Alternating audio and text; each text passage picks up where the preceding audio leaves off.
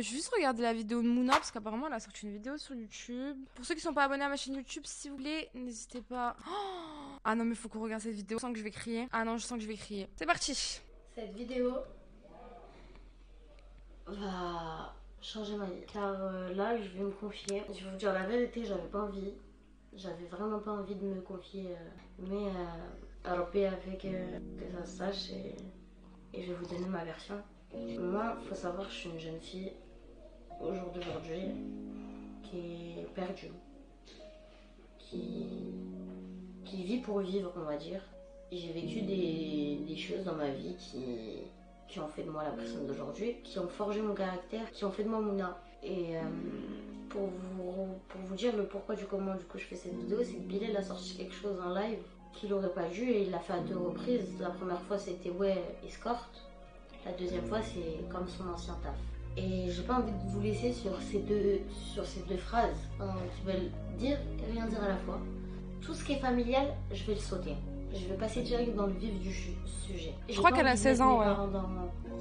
Dans les problèmes, j'ai pas envie de mêler ma famille. Je respecte, chose que Bilal n'a pas respectée. Il a oublié que mes parents, mes frères ont une vie et ont un entourage. Et que là, il n'a pas touché que moi, mais il a touché une famille. Il a peut-être brisé une famille. Et que ça se trouve qu'à la fin de cette vidéo, peut-être ça se trouve je suis déjà reniée, mais peut-être qu'à la fin de cette vidéo je le serai vraiment. Du coup moi il faut savoir que mon père m'a mis dehors à l'âge de 14 ans. Et je vais épargner beaucoup de détails. Et j'ai dû me débrouiller seule. Et moi à ce moment-là j'avais une amie à moi, elle était sur Paris. Et elle était plus grande que moi. Elle avait 20, elle avait 20. Et ouais, et moi j'avais 14. Et son métier, c'était de vendre son corps, de jouer de sa beauté, de jouer de ses atouts. Certes, à son âge, elle pouvait travailler, mais une fois que t'es dans ça, c'est compliqué d'en sortir. Et moi, pendant une semaine, j'ai dormi dans une cave dans ma ville et elle m'a dit viens. Elle m'a dit Mouna, viens, tu vas pas rester toute ta vie dehors. De là, j'ai fraudé le train, je suis arrivée à Paris, 16e arrondissement, appartement et tout. Bam, premier client, deuxième client, troisième client, quatrième client, 5e, 6e, 7e, 8e. Tu vois pas la suite. De là, t'apprends vite les tarifs. Je fais 10 minutes 50, 30 minutes 150, 1 heure 350. Il y a les suppléments. Je vais vous expliquer un peu le but. C'est dur, c'est dur, c'est dur. Je propose fellation, je prends en bouche mais je n'avale pas. Rapport vaginal protégé, duo, avec capote obligatoire. Les 10 minutes sont à 50, les 30 minutes sont à 150. L'heure est à 350. Et voilà, et tu fais ça. Elle avait 14 ans, 14 ans. Et à 14 ans, quand tu fais 2000 € par jour, tu oublies tout en fait. Et j'avais même oublié que j'étais dans la galère. Je sais pas comment dire, j'étais dans la galère, mais j'avais oublié. J'ai commencé à fumer, j'ai commencé à boire. Ah non mais qu'on remette les choses dans leur contexte. Elle est doublement vulnérable. Genre pour une femme, enfin moi je suis désolée, il y en a certains qui sont pas d'accord avec ce débat et tout, mais avoir la présence d'un père c'est très important. Quand tu te retrouves abandonné par ta figure paternelle et qu'en plus il te jette dehors, tu es vulnérable parce que du coup ton rapport avec l'homme il va être différent. Mais pour moi, la figure paternelle, c'est quand même assez important. Ton rapport avec ton père, il va quand même jouer dans ta relation avec les hommes dans le futur. Déjà, c'est le postulat de départ. Donc, t'as déjà cette vulnérabilité.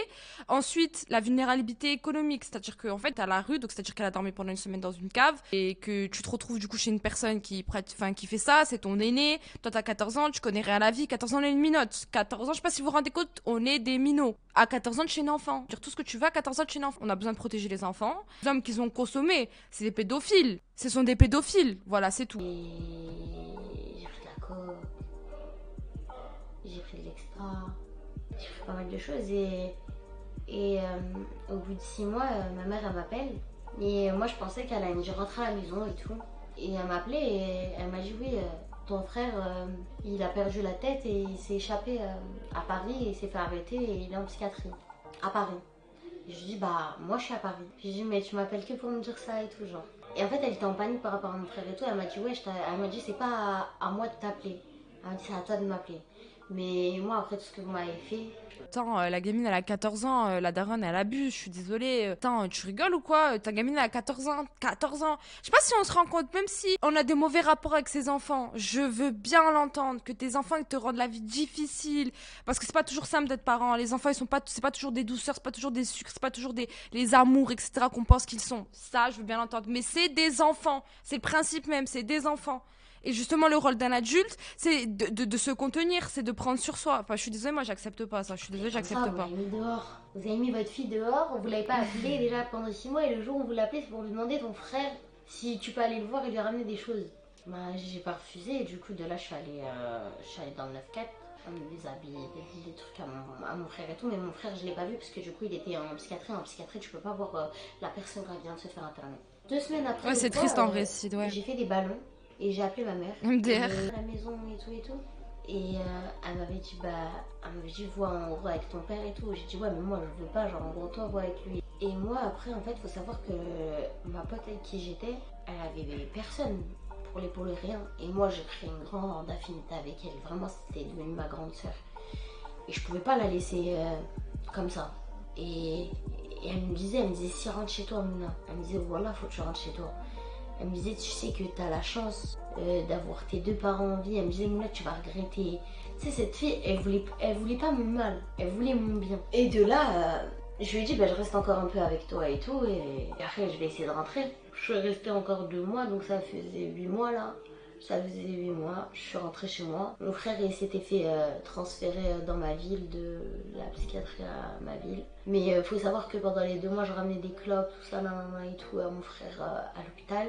Je suis rentrée chez moi, mais l'ambiance, elle était bizarre.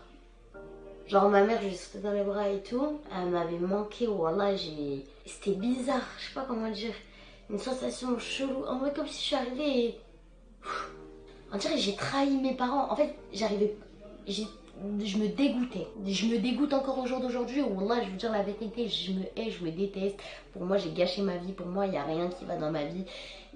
Tellement j'ai pleuré. Regardez, je vous raconte ça comme si il y a pas de larmes. J'ai gâché ma vie. Je l'ai fait de mes propres mains. Et en fait, Je pense qu'elle a encore, elle a pas fait son, c'est pas, je vais pas dire le deuil, mais tu dis genre, je l'ai fait de mes propres mains. Tu l'as fait de tes propres mains parce que tu te dis, faut que je me sorte de la merde. Je peux compter que sur moi-même. Si je le fais pas, je vais pourrir, je vais mourir dans la rue. C'est ça la réalité. Sauf que la responsabilité, elle t'incombe pas à toi. La responsabilité, elle ne l'incombe pas à elle.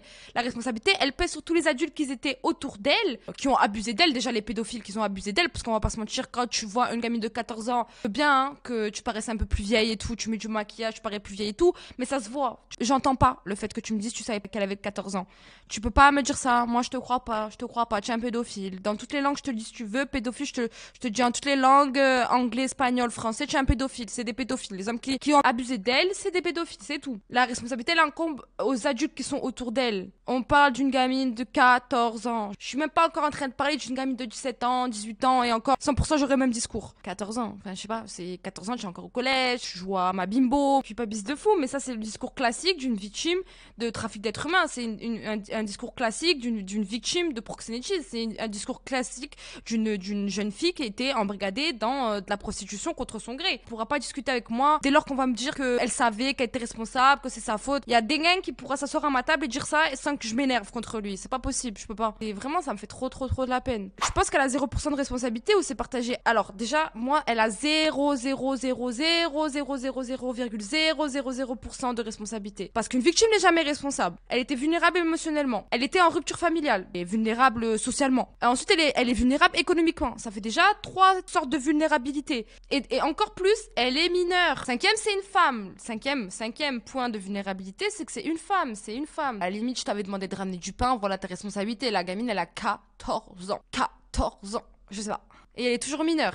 Ce qui s'est passé, c'est que Bilal, donc un autre adolescent qui est dans la maison, a dit à 2 reprises, comme elle a dit dans la vidéo, il a dit ouais, c'est une ancienne escorte, c'est une ancienne escorte. Et au lieu de faire comme si c'était rien, tu as vu, c'est-à-dire qu'ils s'insultent entre eux, c'est des gamins, ils ont 15 ans et on passe à autre chose. Non, le Nasdaq, il est venu, il a dit quoi? Il a dit oui, c'est vrai, c'était une escorte. Il a remis de la sauce, il a remis des épices sur le feu, il a rallumé le feu, il a rallumé la braise, je sais pas c'est quoi l'expression, je sais pas si vous voyez ce que je veux dire. Il a fait un long monologue pour raconter qu'elle était escorte. Le monde, il est méchant, Internet, c'est dur, elle est en train de se reconstruire, déjà dans un environnement qui est super violent. Et en plus, tu as dit, c'était une ancienne prostituée, comme si c'était un choix. En fait, tu as dit, c'est comme si c'était un choix. Attends, c'est pas un choix. Je veux dire que quand tu as 14 ans, à 14 ans, ça sera jamais un choix. Tu peux me le dire dans toutes les langues, ça sera jamais un choix que d'être une prostituée. Ça sera jamais un choix que de tomber dans des réseaux de prostitution, d'être embrigadé dans des réseaux de prostitution, d'être une TDS. Il n'y a pas d'escorte de 14 piges. On est chez les fous. Ça l'expose, ça l'a exposé, ça va l'exposer à du cyberharcèlement. Ça veut dire que quand tu dis elle était escorte, parce que les mots ont un sens, c'est comme si tu dis que c'était un choix pour elle. Mais ça sera jamais un choix que d'être une escorte à 14 piges. À 14 ans, t'es un enfant. Et les hommes qui recourent à tes services, qui abusent de toi, c'est des pédophiles. C'est ça que je pense. Je prends un peu toute la propagande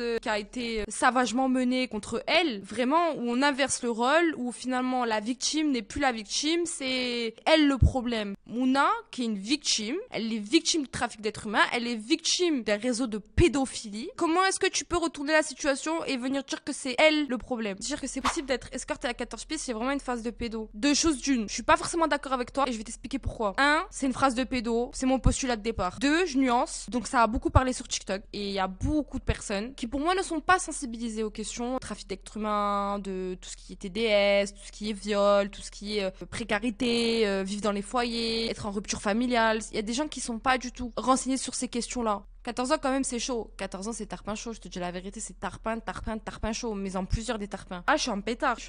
Malheureusement, hein, c'est là que la gauche a échoué. Je suis désolée. La gauche, on aura toujours les mêmes débats. Je veux dire que quand il a fallu attendre que ce soit aux législatives là, on parle et qu'on mette sur la table le débat des enfants dans les foyers et de la violence qu'ils peuvent subir, que certains sont embrigadés dans des réseaux de prostitution, que certains se suicident, que certains se retrouvent à la rue, représentent 40% des SDF actuellement, c'est des anciens de l'ASE. Pas tout dit, justement, à gauche on n'a pas tout dit, on n'a pas sensibilisé sur tous les sujets et je trouve qu'on est un peu trop laxiste. Maintenant faut les choquer les gens, faut les choquer, c'est-à-dire que ouais, je sais que c'est dur, je sais que vraiment face à nous on a Mastodon, on a un régime fasciste qui a tout en plus, qui a tous les leviers, qui a tous les pouvoirs. Vraiment c'est le mythe de David et Goliath. On est vraiment, je suis ambitieuse quand je dis ça, mais justement est-ce que c'est pas là où la gauche a échoué, dans le sens où on n'a pas forcément mis sur le devant de la table les questions de... Bah là je parlais justement sur les relatives au travail du sexe. Je sais pas, je demande en fait. Je demande.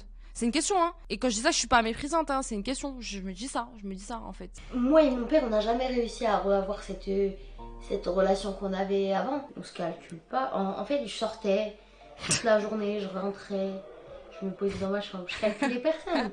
C'était ça tous les jours. Et au bout de 2 mois, j'ai regardé ma mère, j'ai dit je vais partir dans le sud. Et moi je parlais encore avec ma copine. Et ma copine à ce moment-là, elle était dans le sud, elle bossait dans le sud. Et moi je vous mens pas, c'est compliqué de revenir chez soi, plus faire d'argent, pas parler à ses frères, avoir un frère en psychiatrie. Anis et moi on se détestait. Mes 2 petits frères, j'avais pas d'affinité avec eux. Mon père, pas du tout, aucune. Et franchement, on se calculait à peine, vraiment, le CLM et encore. Wallah. Donc en fait, je me sentais seule. J'ai eu ce besoin, j'ai eu ce truc, je sais pas pourquoi j'ai fait ça. Au lieu de me dire, ça y est, Mouna, genre, reste. Je saute plein de détails, parce que moi, mes parents, je les mettrai jamais dans une sauce. Je dirais jamais que c'est de leur faute, parce que on a tout le temps le choix. Et ah non, je suis pas d'accord. Non, je suis pas d'accord. Je suis triste. Elle s'auto-culpabilise et elle s'incombe toute la responsabilité. Pour moi, on n'a pas toujours le choix. Il faut te dire ça parce que si j'avais le choix, je serais milliardaire, hein, je te donne un exemple. Je serais là, je serais sur mon yacht. On n'a pas toujours le choix et surtout pas à 14 ans, surtout pas quand t'es dans une situation familiale qui est compliquée, même si je sais qu'elle a pas envie de jeter la pierre sur ses parents. Faut qu'on enlève ce tabou de se dire, surtout chez nous, je sais que c'est dur, d'incomber la responsabilité à nos parents. Je sais que c'est dur de le faire. Moi, je le fais à sa place. Surtout quand la seule personne que t'as, bah, du coup, c'était sa copine. Sa copine, c'est une maquerelle. C'est elle qui l'a embrigadée dans ces réseaux-là de prostitution. En vérité, je veux bien qu'elle la défende et tout, mais pour moi, sa copine, elle a une grande part de responsabilité. T'as 20 ans, cousine. T'as 20 ans. Pose à une gamine et tu trouves pas ça choquant de laisser une gamine de 14 ans se faire violer hein, parce que c'est ça, la gamine elle a 14 ans, contre rémunération, attention. Comme une marchandise, comme un objet, par des hommes plus âgés, des hommes majeurs. Et puis je sais pas, peut-être que c'est un sentiment de réconfort, parce que toi t'es toute seule. Peut-être que je sais pas comment elle se sent, elle, son rapport avec son propre corps et tout. Que peut-être que justement, elle a dit qu'elle a perdu ses 2 parents, sa copine, donc elle a perdu ses 2 parents. Son seul moyen de subsistance, c'est de la survie, etc. Peut-être que tu te sens sale et c'est peut-être rassurant de voir que genre tu as une copine, entre parenthèses, que je considère pas que c'est une amitié, je suis désolée, qui a entièrement confiance en toi, qui est vulnérable, hein, parce qu'elle est vulnérable, parce que toi tu as 20 ans, tu as plus d'expérience que elle, tu connais un peu plus la vie. Et tu lui dis quoi? Bah viens dedans et tout, comme ça te rassure. La gauche est là, je a peur de se salir les mains. Bah je sais pas moi, les TDS c'est une réalité quoi. Tu l'inventes pas en fait, ça sort pas de ton chapeau ça sort pas de mon chapeau, les TDS ça existe hein, c'est une réalité, ça veut dire que tu salis les mains de parler d'une minorité quoi. C'est pas parce que t'invisibilises un combat, c'est pas parce que t'invisibilises une minorité que cette minorité elle disparaît, genre ça serait beau que ça soit comme ça en fait. Ça serait magnifique si tu parles pas de quelqu'un, si tu parles pas d'un combat, si tu parles pas d'un problème, il n'existe pas, il disparaît. Mais on est d'accord que jusqu'à preuve du contraire, dans notre monde actuel ça marche pas comme ça. C'est plus un problème qui concerne la protection de l'enfance que les TDS c'est du... Puis ouais, t'as raison. Attendez, je fais une pause. Attendez.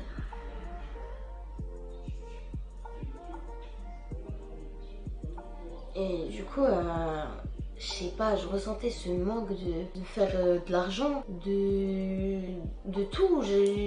J'étais plus dans la société normale. J'avais vécu trop de choses, j'avais vu trop de choses. Parce que là, moi, je vous explique en bref.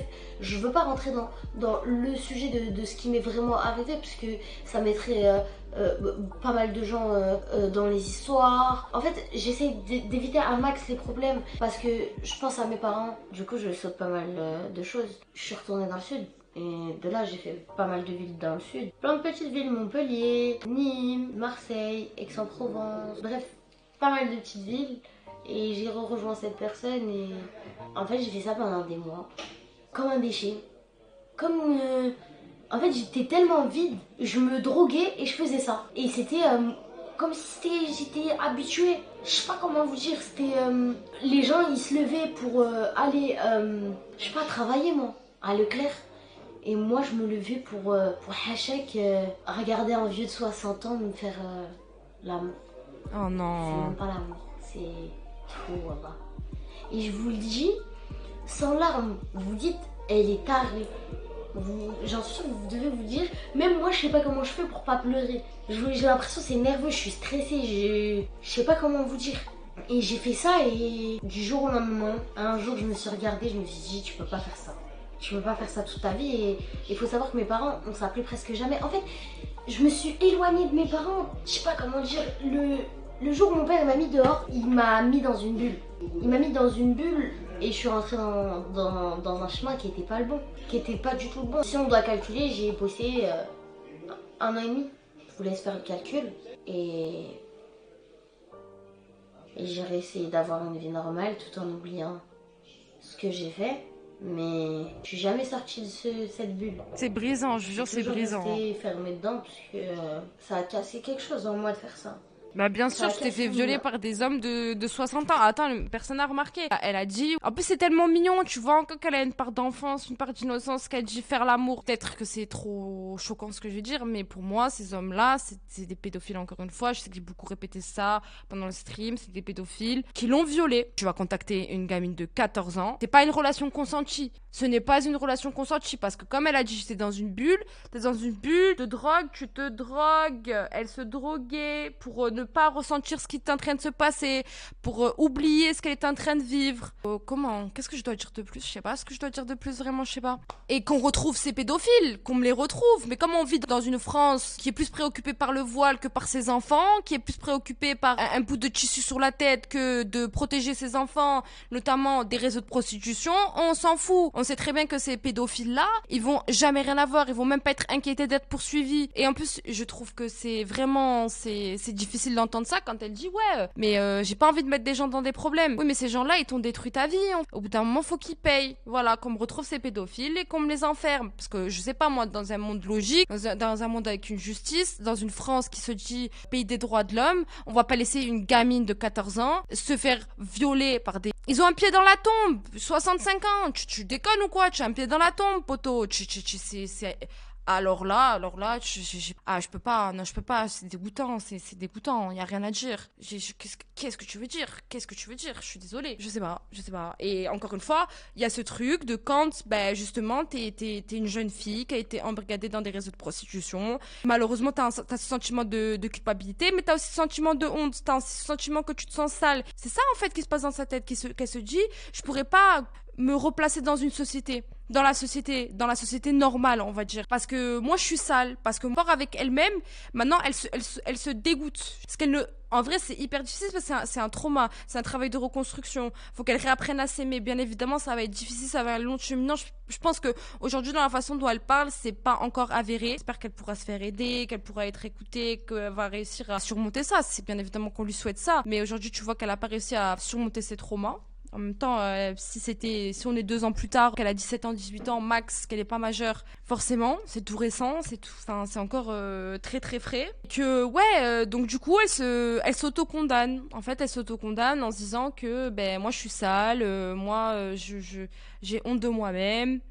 Je me dégoûte et je pourrais pas retourner dans la société civile, la société normale, parce que ben moi j'ai fait ça en fait. Moi j'ai été je vais même pas dire j'étais une prostituée, j'étais une pute, enfin genre en mode, parce que en vrai c'était pas de son plein gré, mais ça elle s'en rend pas encore compte et c'est normal. Faut qu'on la puisse la soutenir dans cette épreuve, parce que c'est la parole d'une victime. C'est la parole d'une victime déjà, qu'elle est encore jeune, qu'elle est encore en train de se construire, qu'elle est encore en train de se remettre ses émotions, que justement ça permet de rendre visible des combats qu'on peut oublier, qu'on a oubliés, qu'on tente d'effacer. Et que peut-être je dis pas que c'est la porte-parole d'une cause, c'est pas ce que je suis en train de dire. Quoique si c'est ça qu'elle souhaite, elle peut. Ce que je suis en train de dire, c'est que justement, en travers son discours, en travers son témoignage, on puisse replacer ce débat dans l'espace public, qu'on puisse sensibiliser les gens. Mais dans leur team, je pense qu'ils prennent pas le problème correctement. Parce que moi, quand tu dis, ouais, Mouna, c'était une ancienne escorte, c'est pas les termes que tu utilises ne sont pas les bons. Mouna, c'était pas une ancienne escorte. Mouna, c'était une victime des réseaux de prostitution pédophile. Voilà, c'est déjà, quand tu vois dans l'utilisation des termes, la phrase elle est pas bonne. Mouna n'était pas une ancienne escorte, Mouna n'était pas une ancienne pute. Mouna est une victime, a été victime des réseaux de prostitution pédophile. C'est ça le terme qui devrait être employé. Si même là-bas, on n'a pas vraiment pris le problème dans le bon sens, je pense. On n'a pas pris le problème dans le bon sens, on l'a pris à l'envers. Voilà, c'est en tout cas ce que moi je pense, et ça n'engage que moi, c'est vraiment et je serai toujours la première dans n'importe quelle situation, enfin les mineurs, et encore plus des mineurs qui sont dans des situations de vulnérabilité comme elle a pu l'être. Peut-être ça va parler à des petites filles qui vivent ça ou ont vécu ça aussi de ouf, mais c'est ça, non mais clairement, c'est pour ça qu'en vrai, son témoignage il est hyper important, et en plus elle a beaucoup de visibilité. Forcément, quand tu regardes un influenceur, quand tu regardes un créateur de contenu, c'est-à-dire que tu t'identifies à ce qu'il dit. Et je me rappelle, la dernière fois on parlait de Nasdaq, il y a quelqu'un dans le chat qui disait, bah moi j'ai été placée en foyer avant, du coup ça me fait du bien de regarder les snaps de la team Nasdaq. Si je pouvais choisir entre, je sais pas moi, mourir ou vivre, je préfère mourir, parce que tout ce que je touche, tout ce que je fais, ça se casse. Même si demain je veux réussir, je veux faire quelque chose, il y a toujours quelque chose qui fait que ça marche pas, parce que je sais que j'ai fait beaucoup de choses dans ma vie et que j'ai pas de baraka. Et en fait, vous comprendrez pas. Ah non, là, moi je peux pas, c'est trop, je vais pleurer avec elle là. Tu peux pas me faire ça, je peux pas. C'est très très difficile. C'est difficile en vrai. Mais comment dire que en fait et ouais, je sais pas quoi dire à part je te comprends en fait. Enfin, je te comprends, et même pas je te comprends parce que j'ai pas vécu ce que t'as vécu. Enfin, j'ai pas vécu ce qu'elle a vécu. Donc, mais je la comprends dans le sens où, ben, finalement, tu vois, la seule chose que à ce moment-là, dans sa tête, elle se dit, mais ouais, genre, même quand j'essaie de m'en sortir, c'est ça qu'elle est en train de se dire. C'est-à-dire que même quand j'essaie de m'en sortir, c'est-à-dire que j'ai quitté ça. Elle a été courageuse de le faire, d'avoir réussi à s'extirper de tout ça. Même quand elle réussi à s'extirper de tout ça, on la ramène à son passé. Et c'est en ce sens-là que je la comprends quand elle dit je préfère mourir. Genre, je préférais mourir. Qu'elle a cette impression qu'en gros, elle va casser tout ce qu'elle touche. Pas ça, c'est que c'est dur à se reconstruire. Et malheureusement, les gens, c'est pas toujours des personnes qui sont bienveillantes. En l'occurrence, les personnes qui ont dévoilé son passé, c'est pas des personnes qui sont bienveillantes. Malheureusement, je suis désolée. Parce que je vois pas l'intérêt de l'information. Très honnêtement, je vois pas l'intérêt de l'information. Surtout que là, je parlais pour les musulmans, c'est de la théologie. Je rentre dans de la théologie. Les deux, c'est des musulmans. C'est-à-dire que les personnes qui ont dévoilé ça, c'est des musulmans. Et qu'on n'a pas à dévoiler les péchés des uns et des autres sur la place publique. Parce que si Allah, il a caché les péchés des uns et des autres, et que tu dévoiles les péchés des uns et des autres. Donc déjà, il y a ça. Elle se dit, bah en fait, moi, je me suis repentie, parce que là, je rentre dans la théologie, donc dévoiler mes péchés sur la place publique, que j'ai réussi à m'extirper de tout ça. Donc c'est un environnement qui est violent, elle a subi des traumatismes, et qu'en fait, on vient me le rebalancer dans la gueule. Forcément, tu essaies de remonter la pente petit à petit, tu essaies de remonter la pente petit à petit, et même à notre échelle, on vit pas ça, tu vois, enfin, je sais pas si vous voyez, on vit pas du tout ça.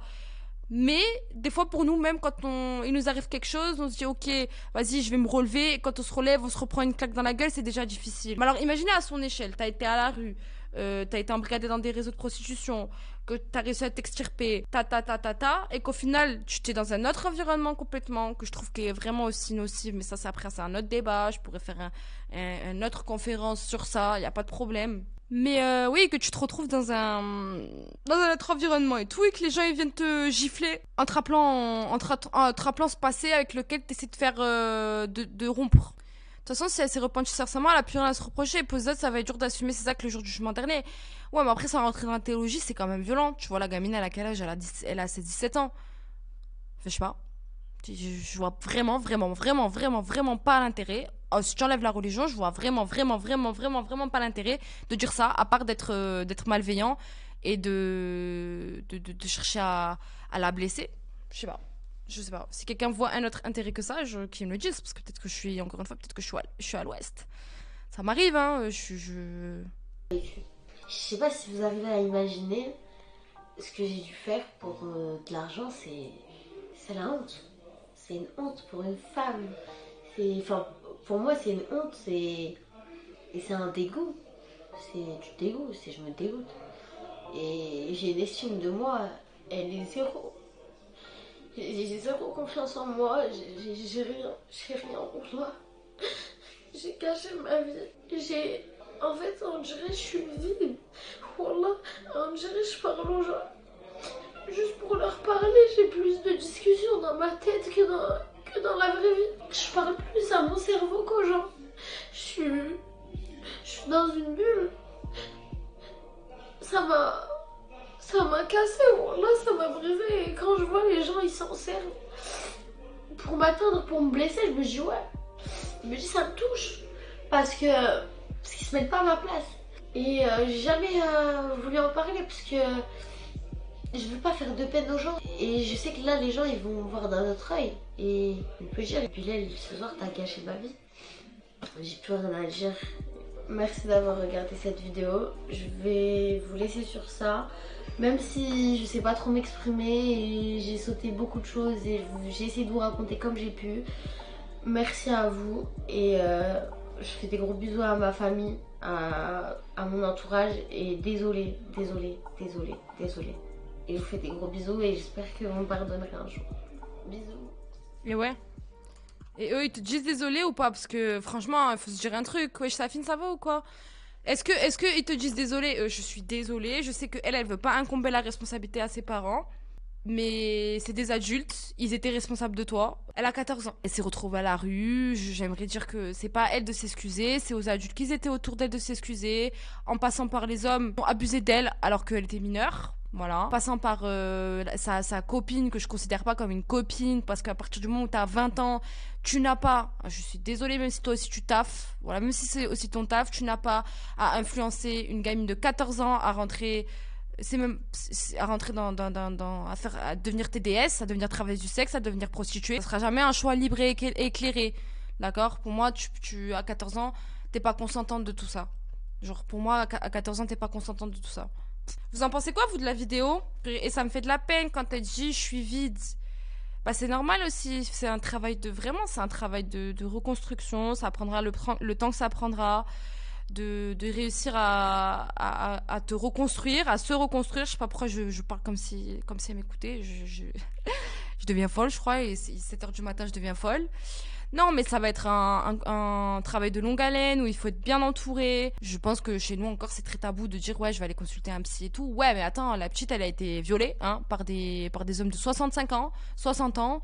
C'est des vieux, un pied dans la tombe. C'est hyper traumatisant, qu'elle a besoin de se faire aider par tous les moyens possibles. Et que, encore une fois, ça va être un travail de longue haleine et que c'est normal qu'elle se sente vide parce que c'est des traumatismes. C'est un traumatisme. D'être humain. En vrai, ça fait de la peine, tu vois, qu'elles se disent je suis désolée. Bah ouais, mais en vrai de vrai, est-ce qu'ils sont désolés, les adultes qui étaient autour de toi? Moi, c'est ça la question que je pose. Elle a pas à s'excuser.